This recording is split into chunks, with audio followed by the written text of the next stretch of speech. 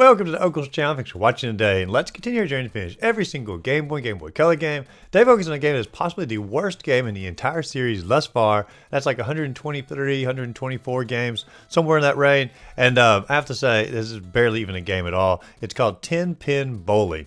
And obviously it's a bowling game, but there's like no game modes in it. There's no music in it. The animation is janky about it, and it can be beaten in about 5 minutes. There's actually no AI. There's no computer for you to even play against or fight against. There's really just almost no game here. I actually feel bad for any kid that bought this game back in the day because I can see nothing but disappointment coming from it. I mean, the idea that you could spend $20, $30 on this when you could have bought like Zelda or Pokemon or Mario or any other game on the system, and you got stuck with 10-pin bowling. There's no way not to be disappointed. Even when we look at the box art for the game, which is our next step here, the box art for the game itself looks like it's done like a 5-year-old. Just very elementary colors here. The tin is made out of a bowling pin and a bowling ball, and it just looks terrible. Now it does say down at the bottom includes Rumble feature. There's only 11 games on the Game Boy Color to have Rumble feature. This is one of them.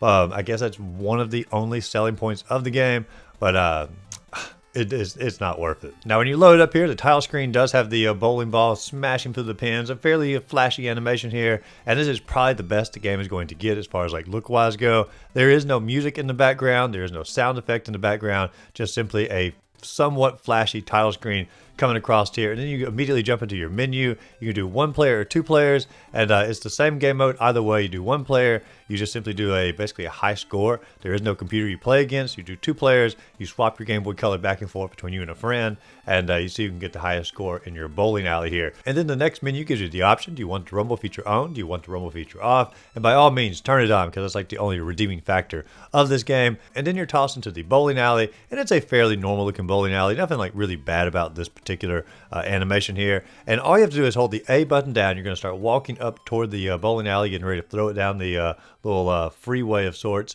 And while you're walking up there, has a little meter at the bottom, and you want to try to stop your walk somewhere in the middle before it goes into the red. But at the same time as you're walking up to the bowling alley here, you also want to hold the up button, and it's going to adjust the speed or the force in which the ball is going to fly out of your hand. And if you press the left or right button, it's going to adjust the curve that the ball is going to go down the alley with. And you pretty much just walk up there and throw the ball out and watch it fly down and hit the pins. Now, the animation for the pins themselves is pretty terrible. It's very janky here. They sort of all blow up for a second, and they sort of come back really fast together.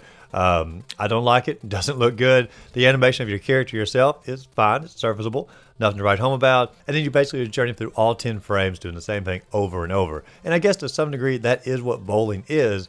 But there's nothing like mix the gameplay up. There's no computer that you're playing against. There's no like little animation that's going to come across to encourage you or mock you or anything like that, or any animations when you finally get a strike. It's just very straightforward, and there's just simply really nothing to the game itself. Now, the handling for the game, it's not great. It's not terrible. It's just simply right down the middle. And I think as I was going through it, like it took me a little while to figure out exactly how to play the game. But once I got going, I think I got 1 strike, and my overall score to close was 78, which is really low. But considering there's no computer you're playing against, it said I won the game, and Ogilvy won the game. And there are no credits that roll in the game. I even looked it up to make sure of that. There's no way to get any credits to roll. Simply to finish the game is to win against yourself. I won against myself. The game is over. I did load the 2-player mode up because I finished the game in like 5 minutes. I was like, okay, let's see what else is in the game here.